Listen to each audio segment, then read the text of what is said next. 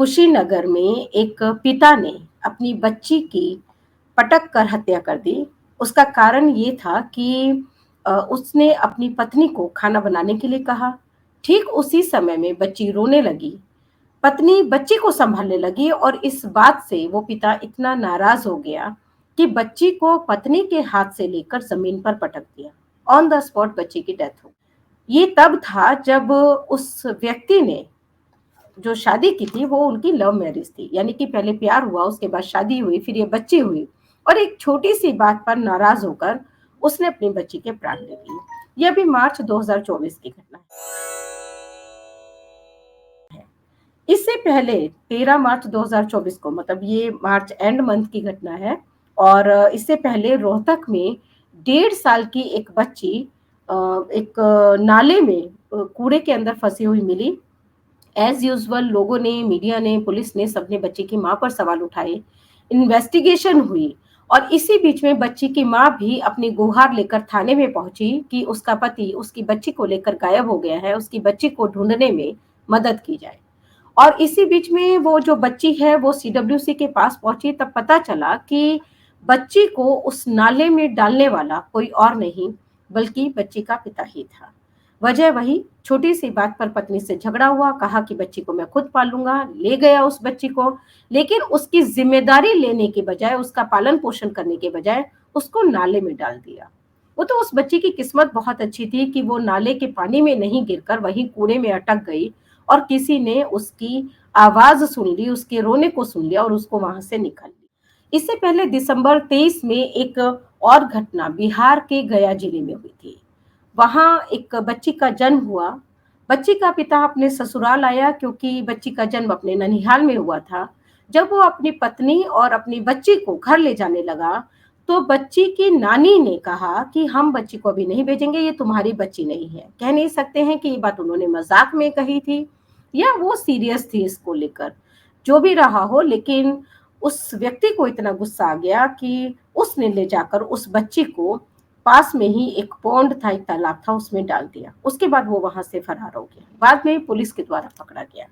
ये 3 घटनाएं सिर्फ नहीं है, बल्कि ऐसे न जाने कितनी घटनाएं हर रोज पालोना के प्लेटफॉर्म पर शेयर होती है, जहां कभी माँ, कभी पिता के द्वारा नवजात शिशुओं की हत्या की जाती है या उनको ऐसे स्थान पर छोड़ दिया जाता है जो उनके लिए जानलेवा साबित होते हैं। माँओं पर हम अक्सर चर्चा करते हैं, हम उनके पोस्टमार्टम पर भी चर्चा करते हैं, लेकिन हमने कभी ये जानने की कोशिश नहीं की कि अगर कोई पिता, अगर कोई पुरुष इस तरह का कदम उठा रहा है तो उसके पीछे क्या वजह हो सकती है। नमस्कार, मैं मोनिका आर्य। नवजात शिशुओं को बचाने की मुहिम पालोना में एक बार फिर आप सभी का स्वागत है। आज हम एक महत्वपूर्ण परिचर्चा लेकर आपके सामने उपस्थित हुए हैं और वो है पुरुषों में पोस्टमार्टम डिप्रेशन, या पुरुष जो इस तरह के कदम उठा रहे हैं, क्या उसके पीछे यही पोस्टमार्टम डिप्रेशन है? इस सवाल का जवाब हम जानेंगे साइकोलॉजिस्ट डॉक्टर भूमिका से, जिन्हें आप पहले भी पालोना के इस प्लेटफॉर्म पर देख चुके हैं। नमस्कार भूमिका जी। नमस्ते मैम जी। फिर पालोना के इस प्लेटफॉर्म पर आपका स्वागत है। आपने सुना, अभी 2-3 घटनाएं मैंने शेयर की है, लेकिन जैसा मैंने बताया कि ये सिर्फ 2-3 घटनाएं नहीं हैं, बल्कि हर दिन ऐसी घटनाएं कहीं ना कहीं से शेयर होती हैं। तो पहला सवाल मेरा आपसे ये होगा कि जो ये घटनाएं हो रही हैं, जहां पिता अपने नवजात शिशुओं की हत्या कर रहे हैं, क्या इसमें भी कहीं ना कहीं पोस्टमार्टम डिप्रेशन के कुछ ट्रेसेस है, इसकी वजह से वो ऐसा कर रहे हैं, या कुछ और वजह भी इसकी हो सकती है? नहीं मैम, बिल्कुल पोस्टमार्टम डिप्रेशन जो है फादर्स या मेल में बिल्कुल इसके रिसर्च है, ये शो हुआ है, साइंटिफिक रिसर्च है इसके पीछे, जिसको हम लोग पेटर्नल पोस्टनेटल डिप्रेशन कहते हैं, कि जो हम महिलाओं में बोलते हैं पोस्टमार्टम डिप्रेशन, राइट, यहाँ पे होता है पेटर्नल पोस्टनेटल डिप्रेशन जिसको कहा जाता है। जो आपने केसेस बताए, तो हम एक कारण बिल्कुल ले सकते हैं, ये बिल्कुल ले सकते हैं कि कहीं ना कहीं ये जो बदलाव आया है, ठीक है, उनकी भी जिंदगी में, क्योंकि ठीक है डिलीवरी के बाद माँ की जिंदगी में तो बहुत बदलाव आते ही हैं, एक महिला की जिंदगी में आते हैं, पर एक पुरुष की जिंदगी में भी आते हैं, पिता की जिंदगी में भी आते हैं, और कभी कभार वो बदलाव से वो भी अपना संतुलन या सामंजस्य नहीं बिठा पाते, जिस वजह से उनमें चिड़चिड़ापन, गुस्सा आना ये चीज़ें शुरू हो जाती हैं। और जिस वजह से ये जो घटनाएँ हैं, गुस्से में रिएक्शन आ जाना, बच्चे के ऊपर निकल जाना, ये होता है। और बिल्कुल, और कभी-कभार देखा जाए तो अगर पहले से ही मानसिक रोग से पीड़ित है, अगर वो पुरुष या कोई और उनको मानसिक रोग की समस्या है, तो उस वजह से भी इस तरह के एक्सट्रीम रिएक्शन बिल्कुल आ सकते हैं। पर एक कारण बिल्कुल पैटर्नल पोस्टनैटल डिप्रेशन या पोस्टपार्टम डिप्रेशन इन फादर्स, उसके ऊपर साइंटिफिक प्रूफ रिसर्च है। बिल्कुल ये कंडीशन फादर्स में भी होती है। मैंने अभी तक पुरुषों में पोस्टमार्टम डिप्रेशन के बारे में जितना भी पढ़ा है, वो सब विदेशों की स्टडीज थी या केस स्टडीज थी उनकी, जिनके बारे में वहां से पता चला। भारत में इस पर बहुत ज्यादा बात नहीं होती है और शायद यही वजह है कि लोग इसके बारे में अवेयर भी नहीं होते हैं। आपका अनुभव क्या कहता है इस बारे में? नहीं, बिल्कुल, बिल्कुल मैम, जैसे हमारे पास भी अगर पोस्टपार्टम डिप्रेशन फीमेल्स के केसेस आ रहे हैं महिलाओं के, तो जब मैं फादर की काउंसलिंग करती हूँ, जब उनसे बात करती हूँ उनके पार्टनर से, तो उनमें भी हमें कुछ-कुछ मूड रिलेटेड चेंजेस दिखते हैं। वो भी किसी न किसी एंग्जायटी और परेशानी से जूझ रहे हैं। पर वही बात है कि इस बारे में खुल के बात नहीं होती है कि आपको भी काउंसलिंग की ज़रूरत है, या आपके जो टेंशन आपको आ रही है, फाइनेंशियल बर्डन, ठीक है, आपसी हस्बैंड वाइफ में आपसी जो एक कनेक्शन है वो फील कर रहे हैं, सेक्सुअल रिलेशन नहीं बन पा रहे हैं, ठीक है, एक फाइनेंशियल बर्डन से वो गुजर रहे हैं, वो अपने आप को इग्नोर फील कर रहे हैं, बहुत सारी चीजें रहती हैं मैम, ठीक है, एडजस्टमेंट नहीं कर पा रहे हैं, बच्चा रात भर जाग रहा है तो वाइफ के साथ मिलके बच्चे को संभाल रहे हैं, नेक्स्ट डे ऑफिस जाना है, फिर घर आ रहे हैं, तो एक उनको भी एक अगर हम बोले तो एक रिलैक्सिंग वाला माइंड स्टेट नहीं मिल पा रहा है, तो कैसे ये चीजें उनको भी बैलेंस करनी है लाइफ में, इस बारे में वो बात ही नहीं होती है। पुरुष है तो संभाल लेंगे, ये रहता है। जैसे हर महिला एक प्रेगनेंसी जर्नी से गुजरती है, हमारे यहाँ है तो इनके साथ भी नॉर्मल है, वैसे ही पुरुष है तो हमको संभालना ही है। जो पहले से एक समाज का उनमें तमगा दे दिया जाता है कि आप स्ट्रांग है मेंटली, फिजिकली, इमोशनली, तो आपको ये चीज करना ही है, तो उस वजह से वो उसमें फंस जाते हैं। तो इस ये बारे में आपने वो अपनी कब परेशानियां बोली नहीं। मतलब आपने भी ये तब पाया जब वो अपनी वाइफ को लेकर आए वहां पर, जी ऐसा नहीं जी कि जी, वो अपनी प्रॉब्लम्स को लेकर आए हैं वहां पर और उसको शेयर कर नहीं, रहे हैं। खुद से ऐसा नहीं मैम, वो अवेयरनेस ही नहीं है कि खुद से कि हाँ हम ये फील कर रहे हैं। अगेन मैं बोलूंगी जो समाज का हमारे एक है कि नहीं तुमको मैनेज करना है, तुम स्ट्रांग इनफ हो, तो ये चीज तो बहुत मामूली है, इसके बारे में बात करोगे तो तुम्हारे ऊपर तुम फिट नहीं होगे उस पुरुष कैटेगरी में। मतलब आप ये कह रहे हैं कि कहीं ना कहीं जो एक टैबू बना दिया गया है मेंटल प्रॉब्लम्स को लेकर, वो भी बैक ऑफ द माइंड चलता रहता है कि उसकी वजह से बिल्कुल, भी अगर उनको कुछ फील भी हो रहा है, वो बात करना भी चाहते हैं, तो पार्टनर से तो पहले ही उनकी बात नहीं हो पा रही है बच्चे की वजह से, और किसी और से भी वो बात नहीं कर पाते हैं उसको लेकर। बिल्कुल, वो टैबू है मैम, बिल्कुल है, वो एक स्टिग्मा उनके साथ लगा रहता है कि इतनी छोटी बात, मतलब क्या मेरे अंदर कोई इनकैपेबिलिटी है, या मैं नहीं हूँ स्ट्रॉन्ग कि मैं ये सबने तो किया है, हर पुरुष इस जर्नी से गुजरता है, तो वो सब जो चीजें हैं मैम, मिली जुली पूरी भावनाएं। जी। मैं चाहूँगी भूमिका जी, अगर आप कोई पर्टिकुलर केस है जिसमें आप उनके क्रेडेंशियल्स शेयर ना करें, डिस्क्लोज़ ना करें, लेकिन कुछ पर्टिकुलर उन्होंने बताया कि वो क्या फ़ील कर रहे हैं, किस तरह की उनको दिक्कत आ रही है, किसी किसी भी मेल पेशेंट ने आपसे ऐसा शेयर किया हो, तो वो आप ज़रूर बताएँ यहाँ पर। बिल्कुल। मैम जैसे जब भी हमारे पास पोस्टनेटल डिप्रेशन का केस आता है फीमेल का, तो हम पार्टनर से बिल्कुल एक इंडिविजुअल काउंसलिंग मेरी रहती है, जो फादर हैं उनसे, कि कैसा माहौल है, क्या है, फिर आप किस स्थिति से गुजर रहे हैं। ऐसा नहीं कि सिर्फ महिला पे फोकस करते हैं, आपका क्या विचार है, आपको कैसा महसूस हो रहा है। तो उसमें एक केस था जिसमें उनका अग्रेशन बहुत बढ़ गया था, और इवन वो केस इसीलिए आया था कि वो डिवोर्स के पर्पज से आया था, ठीक है, कि हमारे भी सही नहीं जा रहा है, केस था डिवोर्स का कि हम तलाक लेना चाह रहे हैं। पर वही था कि वाइफ को लग रहा था हस्बैंड में बहुत अग्रेशन आ गया है, बहुत जल्दी गुस्सा कर रहे हैं, छोटी छोटी बातों पे गुस्सा कर रहे हैं, और जी। हस्बैंड को लग रहा था वाइफ उन पे ध्यान नहीं दे रही, उनको समझ नहीं रही है। तो बिल्कुल फिर हस्बैंड ने खुद ही मेरे सामने एडमिट किया था कि बिल्कुल बच्चा पैदा होने के बाद फाइनेंशियल बर्डन बहुत ज्यादा हो रहा था, चीज़ों को लेकर। और मैम पोस्ट कोविड एक चीज़ मैं और बोलना चाहूँगी कि पोस्ट कोविड बहुत सारी चीज़ें बदली हैं, ठीक है? जी, तो ये पोस्ट कोविड के बाद का ही केस है। बच्चा 2021 बॉर्न था, ठीक है? पर आए हैं वो लोग 2 साल के बाद, लास्ट ईयर आए थे। महिला में जी, प्रॉब्लम तब से ही थी, वही इग्नोरेंस सब कुछ, सीवियर नहीं पहुंचा था, कोई हार्म नहीं हुआ था, बट थॉट्स वगैरह सब थे। तो उसने बताया कि after Covid definitely financial burden ये सब बहुत था, और मुझे एक जैसा पहले हम हस्बैंड वाइफ के बीच एक बातचीत होती थी, ठीक है, एक हम एक दूसरे के साथ एक रोमांटिक रिलेशनशिप था, सब कुछ था, वो बहुत चीजें बदल गई। तो इस वजह से चिड़चिड़ापन, गुस्सापन मुझे ज्यादा हो रहा था, मुझे नींद नहीं आ रही थी, स्मोकिंग की हैबिट उनको हो गई थी, नशा भी करने लग गए थे वो। तो ये उसने खुद एडमिट किया कि डेफिनेटली बच्चे के पैदा होने के बाद ये मेरे अंदर बदलाव आए हैं, ये चीज मैंने फील की है। तो जब मैंने इस पे उनसे बात की तो ये निकल के आया कि हाँ, प्रेगनेंसी के बाद डेफिनेटली, ठीक है, ये चीज उनमें भी आई है।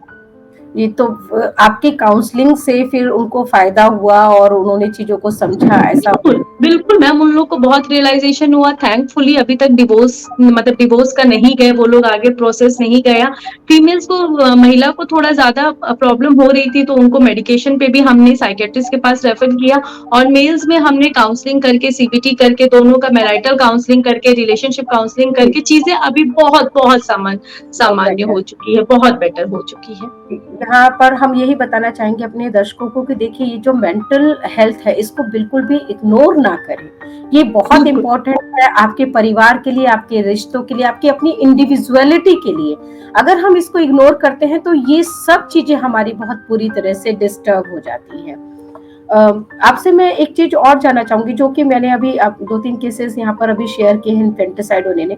ये जान कैसे हम जान सकते हैं कि जो पिता अपने बच्चे को मार रहा है या वैसे हालात में छोड़ रहा है, वो किसी न किसी मेंटल प्रॉब्लम से जूझ रहा है, या फिर उसकी जो मनोवृत्ति है वो ही आपराधिक है? मैम वो बिहेवियर से ही पता लग जाएगा कि अगर किसी पुरुष को पहले से, अगर उसकी जो प्रवृत्ति ही आपराधिक है, तो वो तो उनके रिकॉर्ड से ही पता लग जाएगा कि किस तरह का उनका रिकॉर्ड रहा है शुरू का। और अगर वो पुरुष में कोई भी ऐसा रिकॉर्ड रहा ही नहीं है और ये चेंजेस उसमें 6 महीने से हो रहे हैं, तो डेफिनेटली ये एक इंसिडेंट की तरफ ट्रिगर कर रहे हैं कि ये चीज कहीं ना कहीं उस नन्ही सी जान का जन्म लेने के बाद दोनों हस्बैंड वाइफ एक परिस्थिति से गुजर रहे हैं। तो अगर क्राइम मतलब आपराधिक प्रवृत्ति या उनकी मनोकृति मनोवृत्ति उसमें ही प्रॉब्लम है, तो वो तो उनके रिकॉर्ड से ही पता लग जाएगा, उसके बिहेवियर से, कि अगर हस्बैंड शुरू से ही गुस्सा वाला है, शुरू से ही सपोर्टिव नहीं है, शुरू से ही डोमेस्टिक वायलेंस का केस है, तो उनके फिर जो अग्रेशन है, अगर उसकी पर्सनैलिटी ही ऐसी है, तो वो ऐसा ही एक्सट्रीम कदम उठाएंगे। पर वो बहुत अच्छे और सडनली उनमें ये परिवर्तन आए, तो ये इंडिकेट कर रहे हैं कि ये मतलब आपका ये पैटर्नल पोस्टनेटल डिप्रेशन का केस है, कि उसमें ये चेंजेस उस बच्चा पैदा होने के बाद ये प्रॉब्लम्स आई हैं, गुस्सा बढ़ गया, इरिटेबिलिटी बन रही है, क्योंकि उनको एक ही व्यक्ति जिम्मेदार दिख रहा है सब चीजों का, वो बच्चा, बस। अच्छा। क्योंकि वो बच्चा रो रहा है तो वाइफ चिड़चिड़ कर रही है, हस्बैंड काम से आया है, हस्बैंड ध्यान नहीं दे रहा है, हस्बैंड पे ध्यान नहीं दिया जा रहा है, हस्बैंड को समझ नहीं आ रहा वो क्या करे, कोई सपोर्ट सिस्टम नहीं है, कुछ भी नहीं है, वो भी रात भर जाग रहा है, तो बस रिएक्शन वहीं पे आएगा। बिल्कुल, जी। थॉट्स तो आते हैं, रिएक्शन आता है, और वो बात नहीं करते हैं। जी। अमूमन ये जिस तरह के केसेस हमारे सामने हाल के दिनों में आए हैं, वो लोअर जो इनकम ग्रुप है, कहना चाहिए हमें, वहां से आए हैं। वहां तो अवेयरनेस बिल्कुल, और भी कम है। तो वहां बहुत पर कम है। कैसे उन लोगों को हम बता सकते हैं, समझा सकते हैं, अवेयर कर सकते हैं कि भाई इस तरह की कोई भी प्रॉब्लम हो तो आपको साइकोलॉजिस्ट से काउंसलिंग करवानी चाहिए, थोड़ा सा असेस करना चाहिए कि जो चेंजेस हो रहे हैं वो कैसे हो रहे हैं, क्यों हो रहे हैं, ताकि एक ये सिर्फ बच्चे की जिंदगी का सवाल नहीं है। अगर आप इसको लार्ज पर्सपेक्टिव में देखेंगी तो पहले एक परिवार डिस्टर्ब होता है बच्चे की मर्डर के बाद, फैमिली में जिसने भी इसको अंजाम दिया उसको जेल होना निश्चित है। परिवार डिस्टर्ब है, परिवार से फिर समाज, और समाज से देश बनता है। तो इस तरह से आप देखा जाए तो वो सारी चीजें फिर हमारी धीरे धीरे डिस्टर्ब होने लगती हैं। उसको कैसे रोक सकते हैं हम लोग? मैम मुझे लगता है कि जैसे जो आप बता रहे हैं लोअर मिडिल क्लास, बिल्कुल मैं ये अग्री करूंगी कि लोअर मिडिल क्लास में ये केसेस ज्यादा रहते हैं, क्योंकि फाइनेंशियल बर्डन वहां ऐड होता ही है। और जी, फाइनेंशियल बर्डन के साथ अगर वो कोई नशा से जूझ रहे हैं, तो जो नशा है वो हमारे ब्रेन में बिल्कुल नेगेटिव रिएक्शंस देता है, जिस वजह से ये आपराधिक घटनाएँ ज़्यादा होती हैं। तो ये 2 फैक्टर्स बहुत कॉमन हम मतलब मेजर रहते हैं यहाँ पे और कॉमन भी रहते हैं। और जैसा आप अवेयरनेस बोल रहे हैं, तो मैम जब वो हॉस्पिटल में जा रहे हैं, ठीक है? चाहे वो सरकारी अस्पताल में जा रहे हैं, तो मुझे लगता है कि वहाँ पे उन लोग को एक काउंसलर, जो भी प्रसूति विभाग रहता है, गायनेकोलॉजिस्ट, वहाँ पे होना चाहिए और पहले से ही 5 मिनट भी अगर आप इस टॉपिक पे उन हस्बैंड वाइफ से 2 मिनट भी बात कर लेगा कोई, तो उनको एक जानकारी दिमाग में चली जाएगी कि हाँ, इस तरह का कुछ हुआ, आखिर है तो वो उनका भी बच्चा ना। तो जी, मुझे मेरे पास एक मदद है, मैं ये मदद ले सकता हूँ, मैं वहाँ जाके गवर्नमेंट हॉस्पिटल में भी काउंसलर्स हैं, साइकोलॉजिस्ट हैं, मैं जाके उनसे बात कर सकता हूँ। इस चिड़चिड़ेपन का, इस नींद ना आने का, ठीक है, नशा ज़्यादा ले लेने की भी समाधान है।